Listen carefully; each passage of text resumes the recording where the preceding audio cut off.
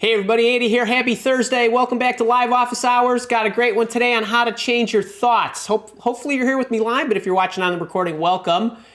Great to be back after a week off. Good to see everybody. Hope you're as charged up about this as I am.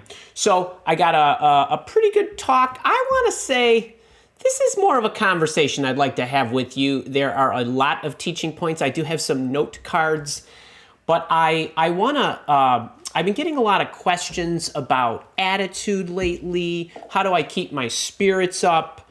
How do I, remain confident? Nobody loves me. All that good stuff. So I wanted to talk with you about how to take and get command of your thoughts. And there's really two main issues here. There's the thoughts we have about ourselves. Am I confident that I can? I feel like an imposter, the self-talk. And then there's the thoughts that we have as we interact with other people. And I want to actually address both of them today. And also, my promise to you is I'm going to give you the formula that I use to actually control the way that I think, recondition, and retrain my thoughts. And one of the things that I want to get right out in the beginning is there's some perspective that this may sound obvious, but I'll feel better saying it. And I want to make sure that I use it as a lead-in to where this talk is going. Your entire existence, you have never had an experience that you were not at the absolute center of. And everything in your life happens in front of you, behind you, to the left and to the right of you. Your thoughts are immediate, they're urgent, and they're real. And they're automatic. And they're automatic based on how you have formed them over your lifetime by the habits that you've formed, the belief template that you have, the way you've been conditioned, the environment you're in, your parents, your friends, your coworkers, and so on. But my thoughts and everybody else's thoughts, need to be communicated to you. And I think a big part of being able to take control of our thoughts is recognizing what we are being automatic about, that self-talk or the judgments or whatever it might be, but that we are so automatic in what we do. And so today's talk is about how do we intercept that from being automatic. Yes, automatic is a good thing if it's the things we want to be automatic about. But I have a feeling that a lot of us want to change what we are automatic about and recondition ourselves.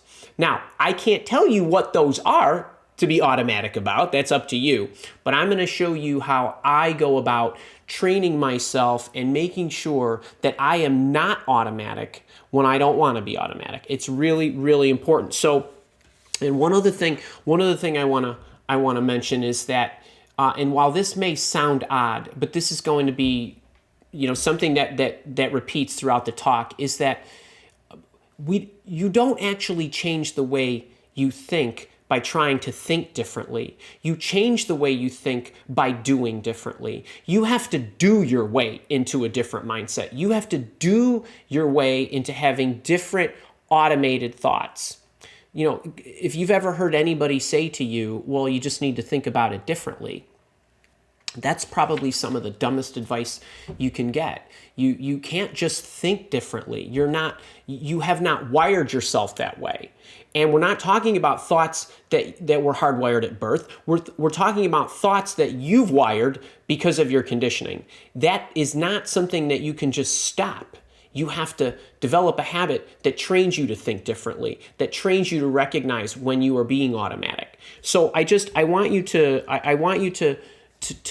know that that's really what this is about. And with thinking differently, I'm not talking about I want you to step back and solve a business problem by thinking differently. That is something that you can do if you come at it from different angles. I'm talking about the thoughts that we have as we walk around every single day, and they're automatic, and this is the way we process the world, the way we think. I'm talking about those. Okay? So you decide what you want to do. But remember this point number one. If you want to change anything, you want to have lasting, we'll call it permanent for purposes of simplicity. But lasting change in the way that you think and what is automatic about your thoughts, that change occurs externally. It does not occur internally. You do not get rid of imposter syndrome by thinking your way out of it. It's simply impossible. Okay, now it may be a Band-Aid, but you're never going to have lasting change and confidence and belief in yourself. It's external. It's extrinsic. Okay, so I want to talk about what are the types of external things I'm talking about. Now, there's two common types.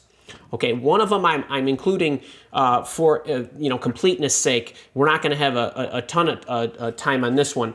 There are negative external things that happen to us that reshape our perspectives, and there is the doing and forming of a different habit in the way in which we will externally change the way we think. So when I say you don't think your way into new thoughts, you do your way into new thoughts, that's what I'm talking about here. But let's take the first one very quickly just so you understand what I mean. When we, as our automatic, right, we take things for granted. We've formed these automated ways that we process the world, and then something catastrophic happens. It could be really extreme, like a car crash. Somebody passes away. Somebody loses a limb. Very, very different. It could be something that you think is monumental, like you didn't get the promotion you were hoping for, or the salary increase wasn't as big as you thought. These are negative activities that happen extrinsically that make us change the way we think, that alter our attitude, right? That's what I'm talking about here. But for today's talk, I'm not really talking about those. I want to talk about the stuff where you have to do your way into a new form of thinking, and have a habitual way to go about reshaping the way that you think. Okay? So we're going to be talking about these two things. Now, one of the things that I want to say about the negative stuff is your perspective is a big part of how you think and what you think about. But perspective is a perishable skill, right? It happens immediately when something this negative or something extrinsic happens that we don't like or that harms us in some way. But it's much, much more difficult to have perspective about something that is continually good in your life and the level of appreciation that you have and the thoughts that you have about it, right? Perspective is a perishable skill. And if you don't do it often, daily, multiple times, and continually feed yourself those thoughts, your ability to maintain that perspective is going to atrophy. So I want you to recognize that. But it's like that in anything. Even the things that you've become good at, the thoughts that you have that are positive, still need to be reconditioned. Okay. So, but I want you to keep this in mind, and we're going to talk about the doing now.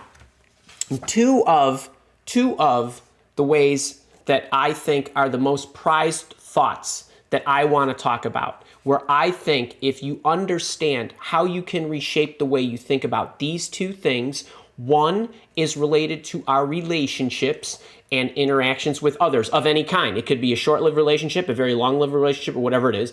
And then the other one is the confidence in which we have in ourselves. So this is about other people. This is about ourselves.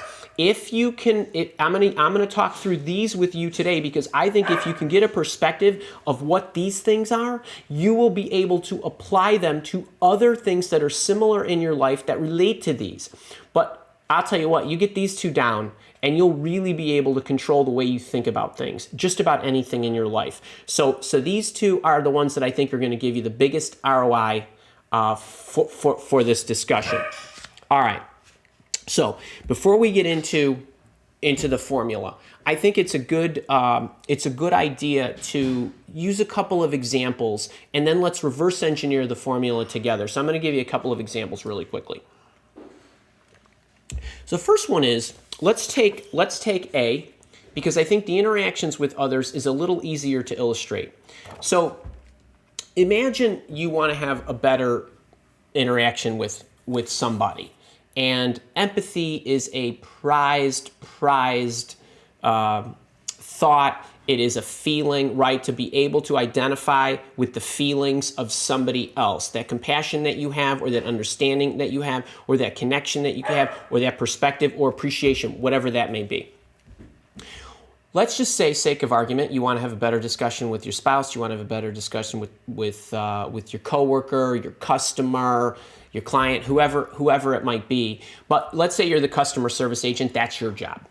And if you are serving somebody else, whether you're picking up the phone and you're helping them with their issue, or you're answering their email and you're helping them with your issue, the one thing that you can be fairly certain about from a thoughts perspective in recognizing what's coming at you is that whoever is contacting you because something is wrong in their life. Something is wrong with your product, something is wrong with your service. They have a question. They're not calling the helpline because they want to tell you what a great job you're doing. Now, what most people do is, their thoughts are automatic. If they're having a bad day, their thoughts are automatic. If they're having a bad week or a bad life, their thoughts are automatic. So in order to be empathetic or maintain that level of interpretation of what it is that you're about to discuss with them or help them with, there's something that you need to do that I think sets you in the right frame of mind so that when you do actually field the call, you're going to be in the right frame of mind to be empathetic and to be effective in handling that. And the one thing that customer service agent can do is take a pause. It could be seconds, it could be minutes, but before they pick up that phone or before they answer that email, recognize this person has a problem. I don't know if I'm the first person that this person is talking to. I don't know if I'm the 10th person. I don't know how long this person's been waiting on our silly IVR and how frustrated they might be. I don't know how many times they've called, right? This is something that's a prelude that sets your mind in the right place so that when you pick that phone up or you answer that email, when you come at it, recognizing or reminding yourself that this is a possibility, and not only a possibility, but a probability in this case, you're going to be in a much better frame of mind to then practice it in the doing, in the handling of the interaction, whatever that interaction might be, whether it's a phone call or a response via email. And then once it's done, taking a moment to look back and was I actually empathetic? Did I actually effectively answer the question, the call, the issue, resolve it, or whatever it might be? Here's another one that is along the same lines. And I've mentioned this a few times to you guys before, right? Right now, 11:12 on a Thursday, I'm your customer service agent, right? I get to come and I have the privilege of sharing my time with you and teaching you and helping you. And before every single show, just like that customer service agent, I sit in that chair back there in that pretty gloomy room right now today because it's pouring rain. And I think about who would show up on a Thursday, right? In the middle of the day, somebody's going to spend some time with me. Chances are pretty high that they need help. They have some issues or they have some aspirations, or maybe they just want to learn. But any which way, right? They're taking their time and attention. Now, I can't remember what it's like not to know what I know. They don't know what I know. If they knew what I knew, they wouldn't be sitting here listening to me, kind of thing, right? So what might they be going through? They're probably going to ask me similar questions that they've asked me before, somebody else has asked me before, or I've created a video on it before. But somebody might have just found me 5 minutes ago, and they don't know that last week I put a video out, or 5 years ago I put a video out on that subject, or why would I think that they would watch all that stuff or be able to digest it? And even if they found. So all these thoughts I use to remind myself so that when I sit here and I'm about to teach you or I'm about to answer your question, all of that stuff, I've conditioned myself to remember it and for it to be in the forefront of my mind because it's going to shape the way that I'm going to respond to you. And then each time I go through the questions in the Q&A, I reset that. And then what do? I try to be as effective, compassionate, empathetic to your situation when I give you my insight. And then what? When I'm done with this, I rewatch the show and I look at every single minute, multiple times usually, to look at how was I? You know what? That might not have been a question to be sassy. I probably should have been a bit more compassionate to that person who had a problem. I'll remind myself of that so that the next time that I come back to this is my 300th show. So you would think I would have this down, but every single time, think about people who operate at a very high level. Anything. You see professional golfers using aids. You see them going through the same routine before they hit every shot, right? Everything is conditioned. It has a prelude, it has an execution, and then it has an evaluation, right? So if you think about it, now, I don't expect you to be blown away by my little formula here, but I want you to think about when I'm interacting with somebody, this can apply to any interaction that you have. The before, do you have a reminder and do you anticipate in a positive manner? I'm talking about anticipate what could happen. Yes, it might be negative, but I'm anticipating that when something like that happens, I'm going to remain positive in my response because that's what I can control.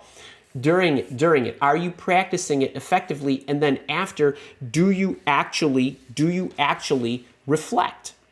Right? When you go into the meeting with the team, are you actually going to think about it for a few minutes, recognize that this one might talk too much, your boss might be having a bad day, all that stuff could be present. But are you taking the time to actually consider and think about what you're about to do, what they might be going through? How might your boss be feeling? Your boss might not be behaving well, but might he or she be feeling frustrated because their butt's on the line and they're relying on you to help them? That kind of stuff, right? But our own, right, immediate, urgent, real thoughts say, our boss is not being nice to me, right? So how do you change that? By taking the time to do these things over and over and over again. This really matters. It really matters that you take the time. Now, I don't know how many of you, right?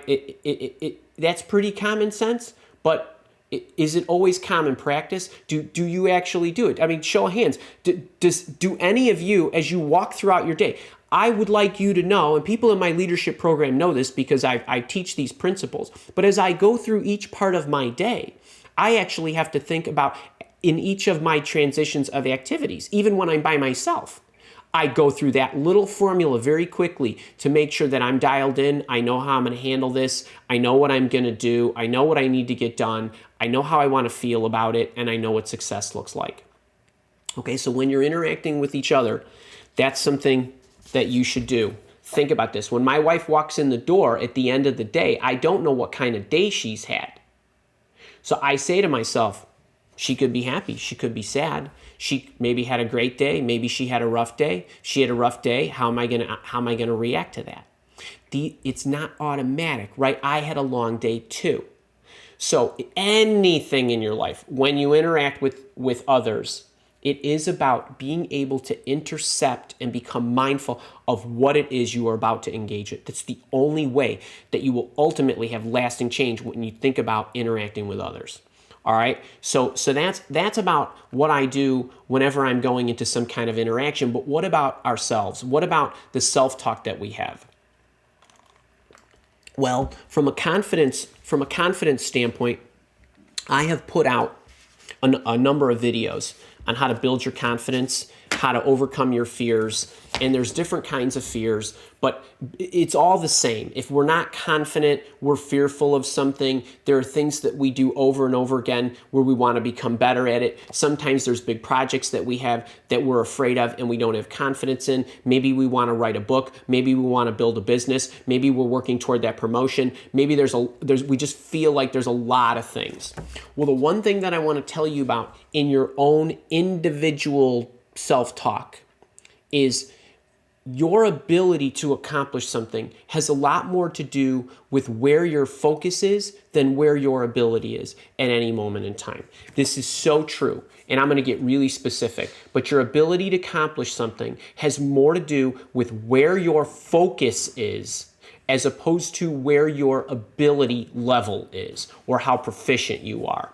Okay, so what do I mean by that? Well, let's take some scenarios here. I've got 3 scenarios that I think would be good to talk around how we build confidence and overcome hurdles that we are not able to do something or not confident that we can do something or that it will turn out correctly. Let's take a big one. So let's say you got a big daunting project and you're not confident that you're going to be able to handle it. Like I said, maybe you want to write a book. There's about 18 or 19 things that go into actually writing a book and getting it published and getting it on a shelf somewhere. There's no way I'm going to be able to do that, even though people do it every day, right? But you've not done it, so you're not experienced and you're not sure what to do. Well, the one thing is, if your focus is on how difficult it's going to be in order to accomplish something, right? Even though you haven't built all the skills to write a book proposal, to find a literary agent, to find a publisher, to actually write the outline, to write the book, and all those other things that you're going to have to do, if your focus is on all the things you need to do, you're going to get overwhelmed and you're going to feel that lack of confidence.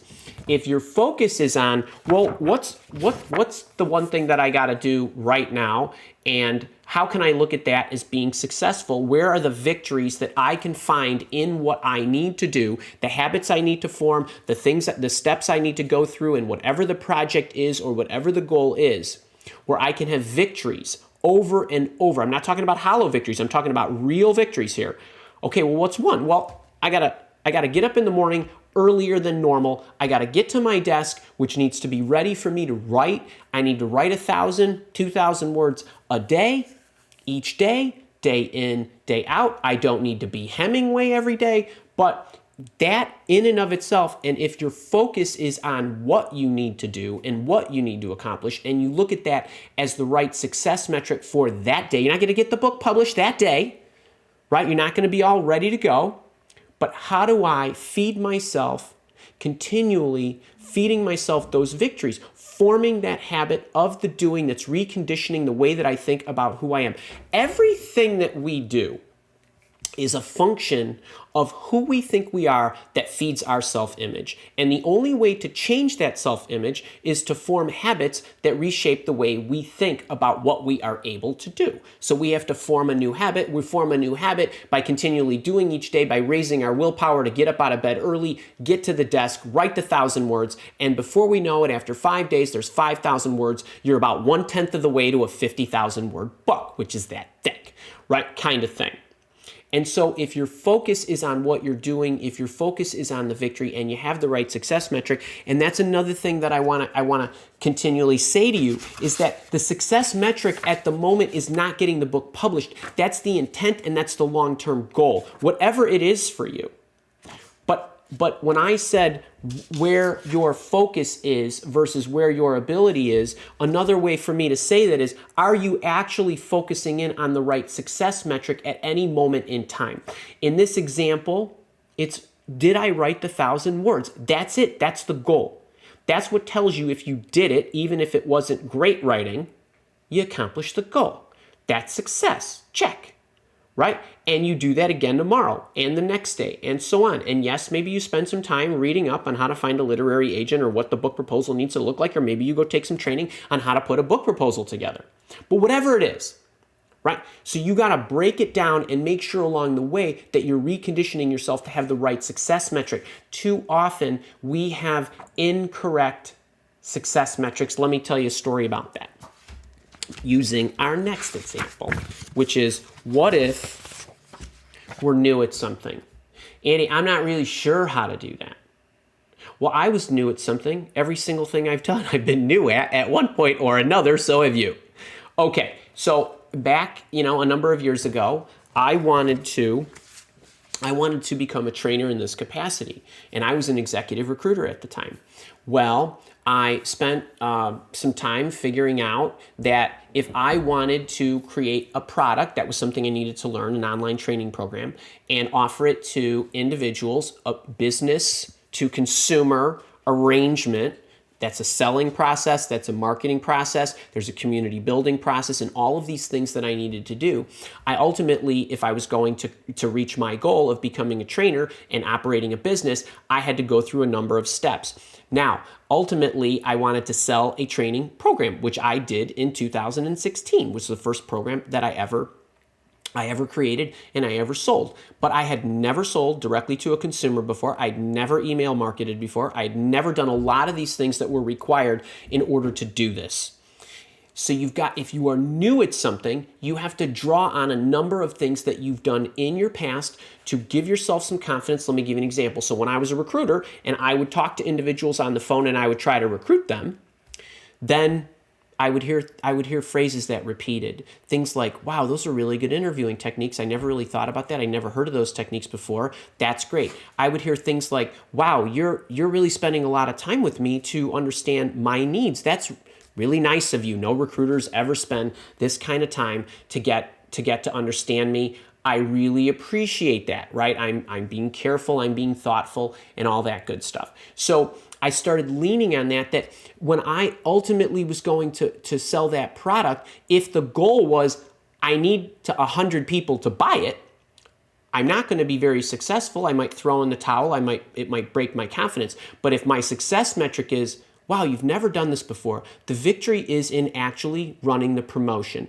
The victory is in some person bought it. Actually, 50 people bought it. Wow, that's amazing, right? I learned a lot. I collected a lot of data. I saw what people were interested. Now I get a chance to service these 50 people instead of 5,000 people, which actually would have been a problem for me, and so on. So what are the success metrics? If you know what these are in advance and you're focused on these, it's going to be a lot easier for you to be successful and for you to be confident. This is a way that if you are doing something for the very first time, you've got to make sure. I'm not saying set the bar low. My goal was to run a very successful business for many, many years, except that in the moment where my focus was more on what I was doing and the success metrics that I had set at that moment. Not what my ability was. I didn't have a lot of experience or abilities at that time in my life, right? I've grown those over time. So that's one of the ways that you need to think about. If you are doing something new, there's two things you want to make sure of. You're drawing on whatever it is that you have. If you are a college student and you are coming out into the world and working at your first job, are you organized? You have your degree. You know how to study. You know how to learn new concepts. You know all of these things. List them out if you need to. And then what's your goal? Well, my goal is to reach out to employers. My goal is to do my best at interviewing. My goal is to get an interview. Those kinds of things, the right success metrics. Okay, what about, well, hang on, something is going to go wrong. It's always going to go wrong. It always goes wrong. It doesn't matter how experienced you are. But would you let something that looked like a failure break your confidence? Well, it depends on how you look at it. If you've got the right success metrics, the failures don't look so bad. Let me tell you a funny story. So I did a triathlon this past weekend, and it was something that I'd been training for a long time. And over the summer, I was trying to sign up for a shorter triathlon so that I would get some experience, but I really couldn't. I really couldn't find some time in my schedule. I had a rough go of it. So my coach says to me, well, yeah, I'm not really overly concerned, but I really think you need to get in the big lake with a lot of other people so that you recognize what it's like to swim around a lot of other people in an open body of water. I'd been training in lakes, I'd been training in the pool, but I was doing it by myself, and I'm either in the nice lane with the clear water or I'm in the lake by myself, basically. So I signed up for this long swim. And I signed up for my 1.2 mile distance, which is what I was going to be swimming in my triathlon. And I got to the beach this early Sunday morning, and I looked at the waves, and it was in Lake Michigan, and there was a big storm coming, and I saw the waves were pretty high. I didn't really get nervous. I just figured it's water, and I'm going to be on top of it anyway, so I'm not going to worry too much about it. And then I went into the water, and I stood there about, I don't know, waist high, except if I just stood still, that water was going to splash me in the face. That's how high the white cap waves were. So I thought, okay, well, all right, I'm going to go get my wetsuit on and I'll get situated. And so I quickly got my wetsuit on very quickly, and I got to the beach, and then they were sending us out in groups. So they sent me out into this squared area about 30 meters out into the water, where they would get you, all the people that were going to swim this 1.2 mile distance, and they would put us out there, and they would make us sit for a few minutes, and then the horn would blow, and then you would swim around in a diamond shape around this lake a couple of times. So as I'm waiting there, and we're treading water, and we're going up and we're going down, and we're going up and we're going down, and I can see the people's faces turning blue, and then the horn sounds, and I started to swim. So I started to swim, right? Remember, it's the first time I'm ever doing this. So I'm swimming, I'm keeping pace with these people. This is pretty, so far so good. It looks like I'm swimming at a pretty good pace. And I swim about 300 meters, and we're going up and we're going down, and I'm getting really nauseous, and I'm pretty good at motion sickness, except I was concerned. I I was gonna faint. I mean, it was awful. So I reach my hand up. I call the nice boy over who's sitting in the kayak. I said, hang on, I'll swim over to you. By the time I got over to him, somebody else already had the life raft, so I had to tread water for 10 minutes for the rescue boat to come and get me. And then I got hoisted up on the rescue boat, and they dumped me up on the shore, and I had to walk about a half a mile back to the MC, who looked at me, and he said, are you done already? Yeah, I'm done. I didn't go around that diamond twice. I basically got a few hundred meters out there and I needed to call no joy. So the guy brought me back, and then the MC looked at me and he said, don't feel too bad about it. We were delayed because we couldn't get the buoys to stay in the water because the waves were so rough. So no problem. Get back in my car. I drive home. I get back in bed. I text my coach. And I said, I'm all done. She said, how'd it go? I said, I quit after 300 meters, and I'm going to go check like the waiver form that I signed to see if this was like coaching negligence that you would let me get in this lake with this rough water at my skill level, right? So after I joked, the next morning I got up and I typed her a message in our little system that we use, and I said, total success. I got down there. I got my wetsuit on really fast. I now know what a water start looks like. My swimming speed is pretty good, relatively speaking, because I'm going to assume that I was the only idiot there who wanted to do this for the first time, to swim that distance, and all the other people are experienced. I swam pretty quickly in a dead straight line. I only needed one wave of the hand to get the kid on the kayak and one hoist to get up on the boat. I'm sure these are skills that I'm going to be able to tap into at some other point in my life. 7 victories, right? I was not going to let the intent of what I was supposed to do at any moment in time reduce all the victories that were in that one experience. And that's how I looked at it. And no, at the moment, I probably wasn't exactly as level-headed as I can say it to you now, but it didn't take long. What did that take? Conditioning, right? To go, I had a list of a number of things that needed to be accomplished on that morning. Then I did it. I didn't reach the ultimate goal, but I had a lot of victories, and that's what I focused on. So this is going to happen to you. So if you are ready and you go into your day, your hour, your event, knowing that this is what victory looks like, I'm anticipating what could happen, I'm going to do my best, and then I'm going to look for the victories. That's going to help reshape the way you think about yourself and what you can do. Now, don't get me wrong, right? A lot of effort and a lot of habit forming went into being able to swim at all, right? I swim 6 miles a week, week in, week out. So a lot of that was done. But on the day that I needed to publish the book, right, run the project, give the presentation, all this, it didn't go well. But that shouldn't shake your confidence. So as you think through these, I want to recap this with, as you are interacting with others or you're thinking about something that you're doing for yourself, the best way to change your thoughts is to go through a very simple, very quick formula. Think and anticipate. Consider what you're about to do. Then as you're doing it, make sure that you're focusing on what you're doing and your success metrics were set properly. When you're done and you look back at what transpired, make sure you're focusing on the right success metrics. Having the wrong success metrics is what stresses us out. We're focused on the wrong thing. So believe me, a lot of your expectations, misexpectations, will go away if this stuff is in order, and then make sure that you're focusing on the right stuff. It has more to do with what you're concentrating on than your ability level at any moment. If you're not having the success you want, you're probably earlier in the process, or you're early in the next level of the process. Right? We've accomplished this step already. I'm going to the next step. And even though I'm not a rookie, well, you're a rookie in here. Okay, so you have to be careful of that, and just make sure, lastly, to cap it off, that your success metrics are dialed in properly. This perspective matters. It's what will stress you out if it's not dialed in correctly. Okay, and that's what I do, and that's why I'm able to kind of keep my thoughts in order. And like I said, if there's anything that you want to form a habit about in the way that you think, it's changed in the doing. All right, I hope you enjoyed that. I knew I could get it in under 35, and it looks like I was successful. So if you're here with me live, we're going to the Q&A. I got a quick couple of announcements. We're going to go right into the Q&A, and then if you're watching me on the recording, I'll see you next week.